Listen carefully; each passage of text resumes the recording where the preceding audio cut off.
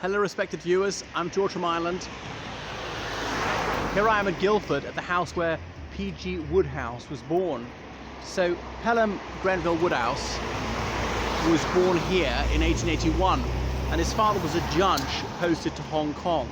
So Wodehouse, I don't think he ever lived or even lived in Hong Kong, visited there. So he grew up in this country and he went to Dulwich College, which is really renowned for also having produced Nigel Farage. It's in London, in the suburb of Dulwich.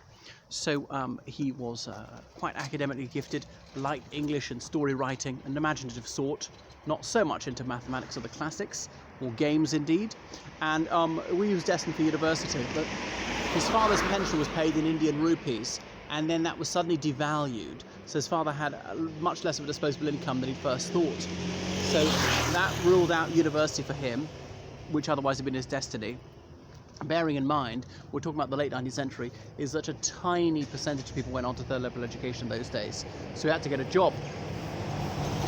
So he went into banking, and a lot of people from Dulwich College had gone into banking. But he found that quite tedious, and he turned his hand to writing. He found that far more satisfying.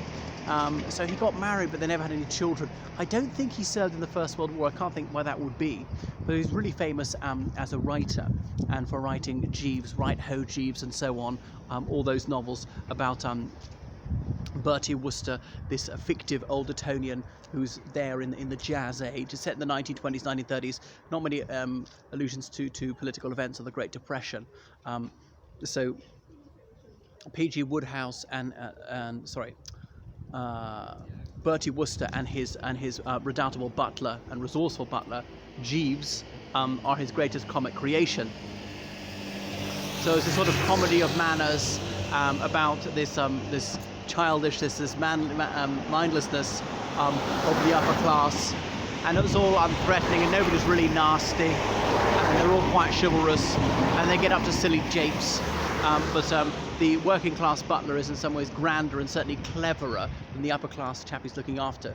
And Bertie Wooster's been to Eton and Oxford and doesn't have a job. He's just a gentleman about town, a gentleman of leisure, who has girlfriends, walks arm in arm with them, but doesn't in a way seem to be physically attractive. There's nothing adult about him. Has no thought of trying to get them into bed or anything like that.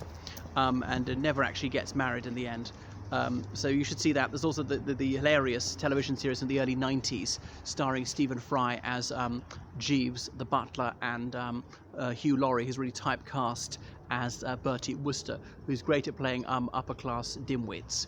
Anyway, so G Wodehouse and his wife, they retired to France in the late 1930s, and they were there, if I got it right, at Le Touquet, when Germany invaded. So they were interned as enemy aliens, but they're brought to Upper Silesia in Germany, where he didn't think much of his confinement there, and he quipped, "This is what Upper Silesia is like. I shudder to think what Lower Silesia must be like." So the Third Reich, they cajoled him into doing some broadcasts to the United States, then a neutral country. So he did on completely apolitical topics, thinking that'd be safe. No one could object to him speaking about things which were quite neutral, wasn't in any way assisting the German war effort. But anyway, that went down very badly in the United Kingdom. So though it wasn't treasonable, and he wasn't charged with any offence, the fellow was drummed out of the United Kingdom. And when the war ended, he didn't settle in this country again. He moved to the United States and took American citizenship and lived there till his death. I think mostly in New York. Before he died, he was in correspondence with a teenage Stephen Fry, who was later to play one of his marvellous comic creations, Jeeves, 20 years later. That's just a little bit about G Wodehouse as a prolific comic novelist. They're seen as rather unserious, but they're gems. They're very fast-moving, very richly described, innovative in terms of turn of phrase, and they're real page turners too. So that's here in Guildford, where he was born, and I'm not sure where he's buried actually. I think it's in the United States where he died. So enough about G Wodehouse's house in Guildford. So I'll say goodbye now. Toodaloo.